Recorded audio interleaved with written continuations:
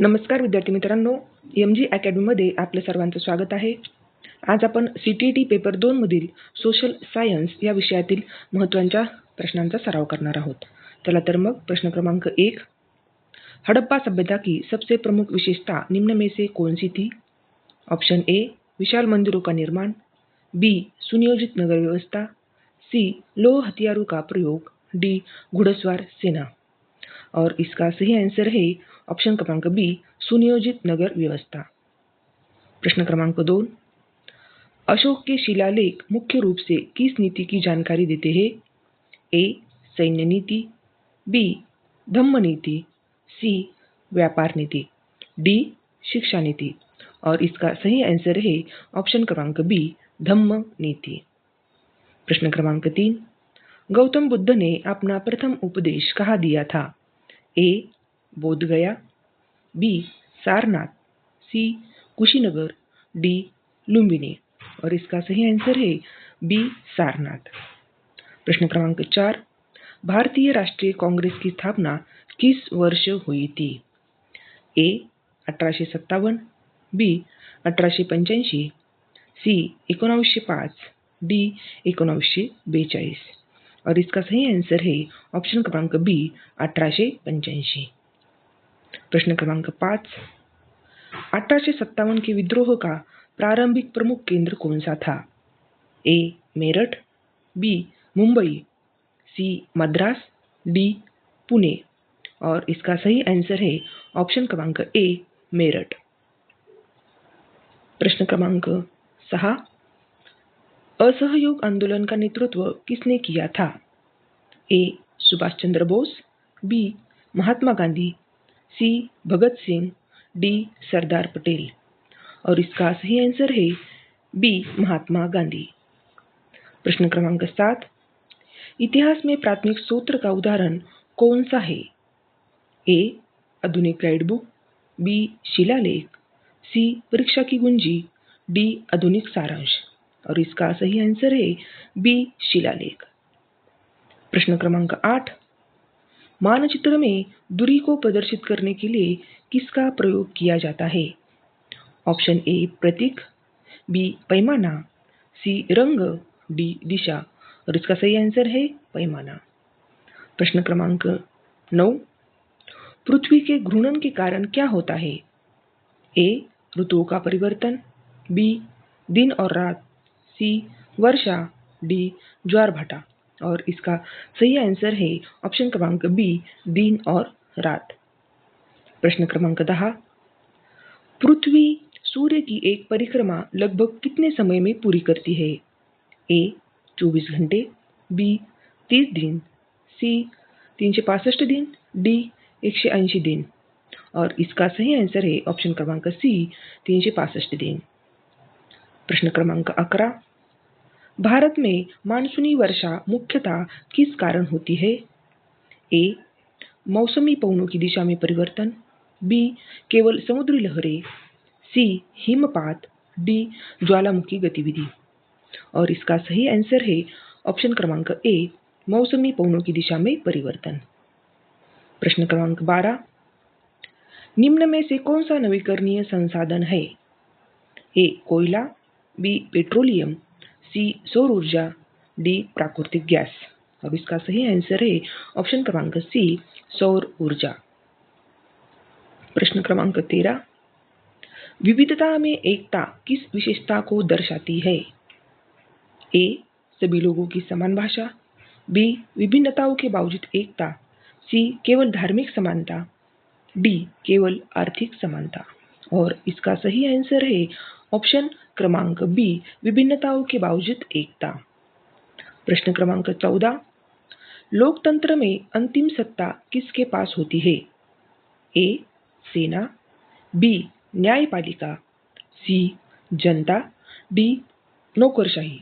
और इसका सही आंसर है सी, जनता. प्रश्न क्रमांक 15. ग्राम पंचायत का निर्वाचित प्रमुख सामान्यतः कौन होता है? ए, सरपंच, बी, जिलाधिकारी, सी, तहसीलदार, डी, संसद. और इसका सही आंसर है ए, सरपंच. प्रश्न क्रमांक 16. मौलिक आधारों का मुख्य उद्देश्य क्या है?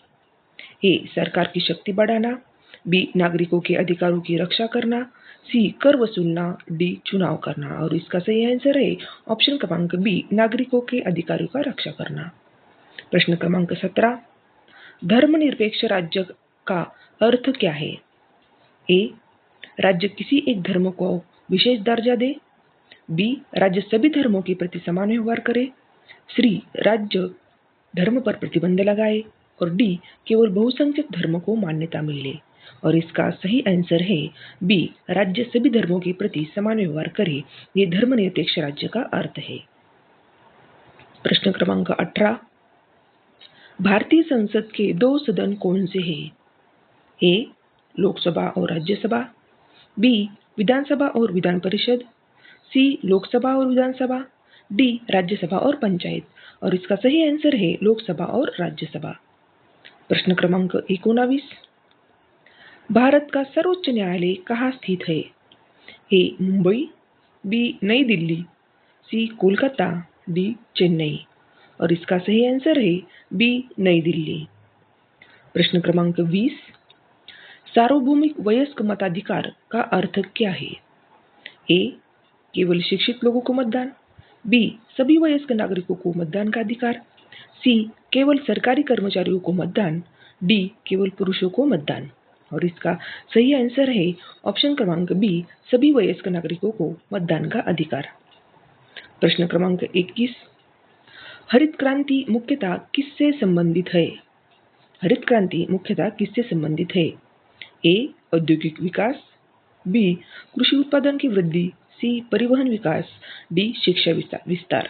और इसका सही आंसर है ऑप्शन क्रमांक बी. कृषि उत्पादन में वृद्धि। प्रश्न क्रमांक 22, प्राकृतिक वनस्पति मुख्यतः किन कारकों पर निर्भर करती है? ए. जलवायु और मिट्टी, बी. केवल जनसंख्या, सी. केवल उद्योग, और डी. केवल परिवहन। और इसका सही आंसर है आंसर ए. जलवायु और मिट्टी। प्रश्न क्रमांक 23, संसाधन संरक्षण का सही अर्थ क्या है? ए. संसाधनों का असीमित उपयोग, संसाधनों का विवेकपूर्ण और टिकाऊ उपयोग, संसाधनों का समाप्त करना, केवल खनिजों का उपयोग। और इसका सही आंसर है ऑप्शन क्रमांक बी. संसाधनों का विवेकपूर्ण और टिकाऊ उपयोग। प्रश्न क्रमांक 24, जनसंख्या के अध्ययन को क्या कहा जाता है? ए. जनसांख्यिकी, बी. भूगर्भशास्त्र, सी. खगोलशास्त्र, डी. जीवाश्म इंधन। आणि याचं योग्य उत्तर आहे जनसांख्यिकी। प्रश्न क्रमांक 25, सामाजिक विज्ञान शिक्षण में मानचित्र का प्रमुख उपयोग क्या है? ए. सजावट, बी. स्थानिक जानकारी समझना, सी. केवल परीक्षा लेना, डी. गृह कार्य देना। और इसका सही आंसर है ऑप्शन क्रमांक बी. स्थानिक जानकारी समझना। प्रश्न 26, इतिहास शिक्षण में समय रेखा का उपयोग किस लिए किया जाता है? ए.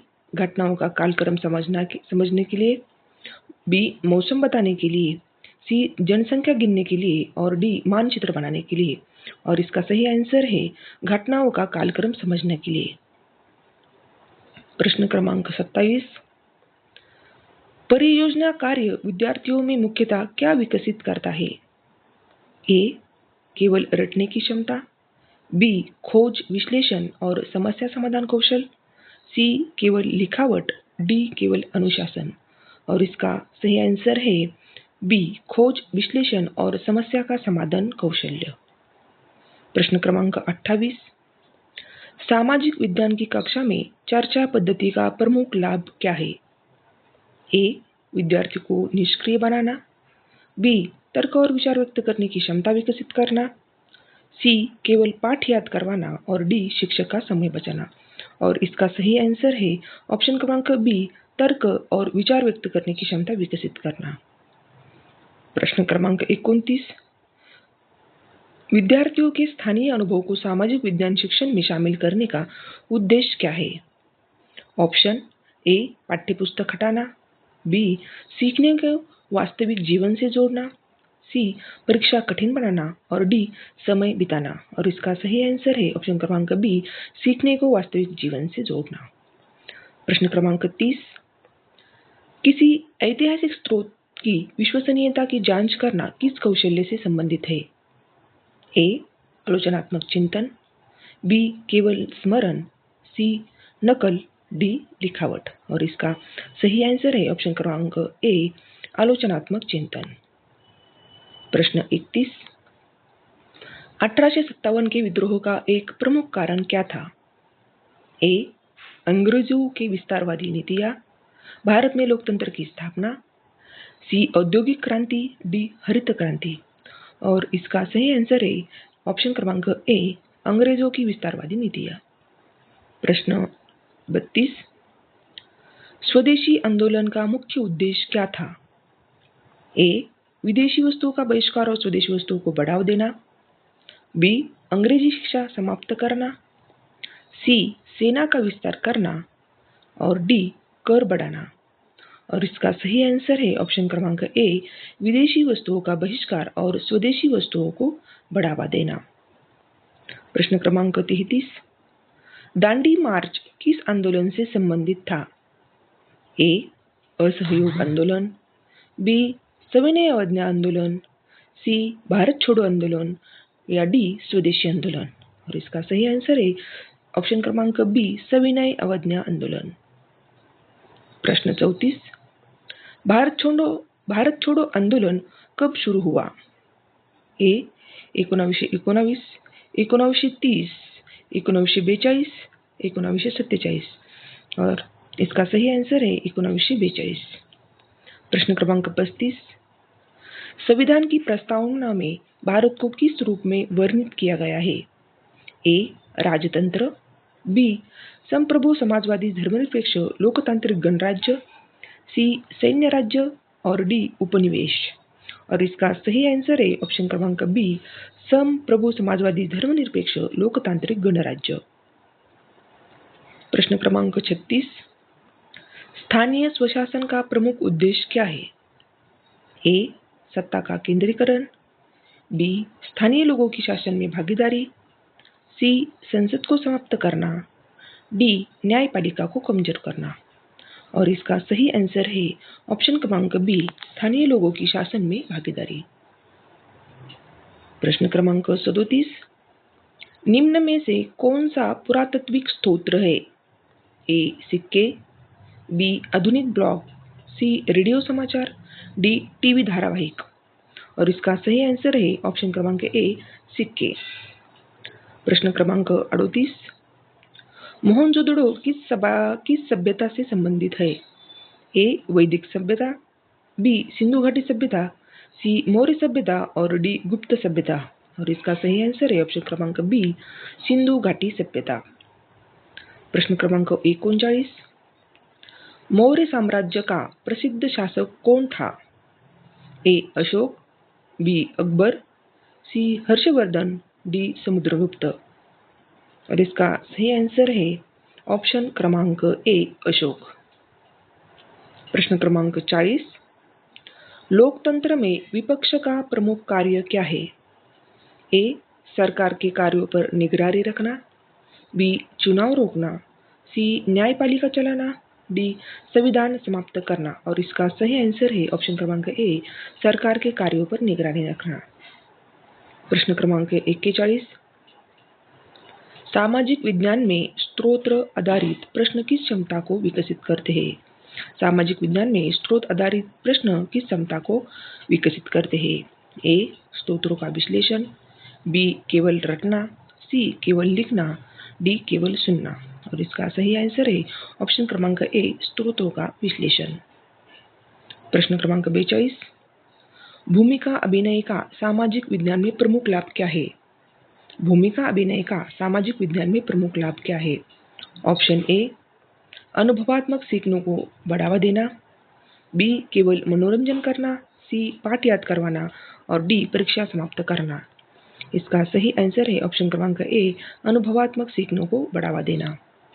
प्रश्न क्रमांक 43, सामाजिक विज्ञान में अलग अलग ऐतिहासिक दृष्टिकोण प्रस्तुत करने का उद्देश्य क्या है? ए. भ्रम पैदा करना, बी. बहुआयामी समझ विकसित करना, सी. पाठ कठिन बनाना और डी. केवल समय बचाना। और इसका सही आंसर है बहुआयामी समझ विकसित करना।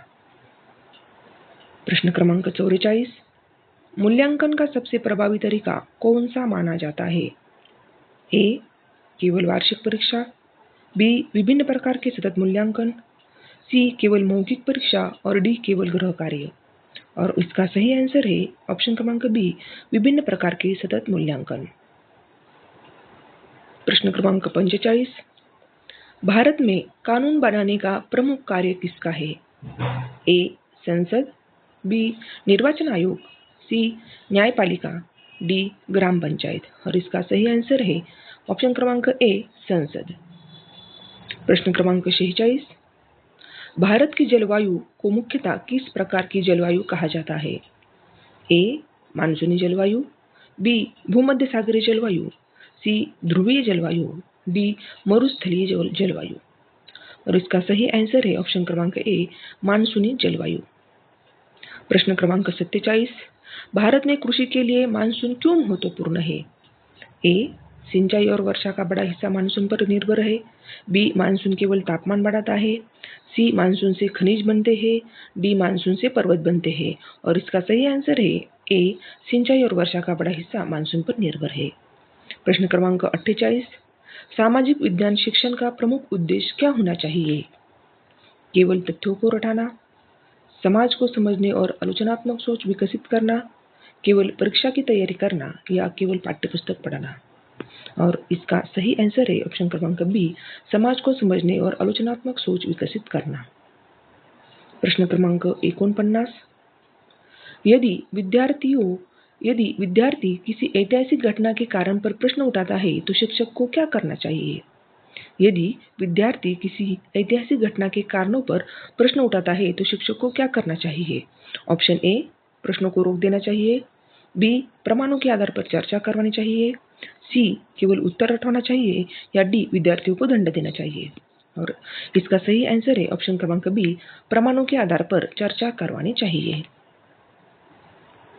प्रश्न क्रमांक 50, सामाजिक विज्ञान की कक्षा में विद्यार्थियों को प्रश्न पूछने का अवसर क्यों देना चाहिए? ए आलोचनात्मक एवं तार्किक चिंतन विकसित करने के लिए, बी केवल समय बिताने के लिए, सी पाठ छोटा करने के लिए या डी परीक्षा टालने के लिए। और इसका सही आंसर है ऑप्शन क्रमांक ए, आलोचनात्मक एवं तार्किक चिंतन विकसित करने के लिए। Thank you.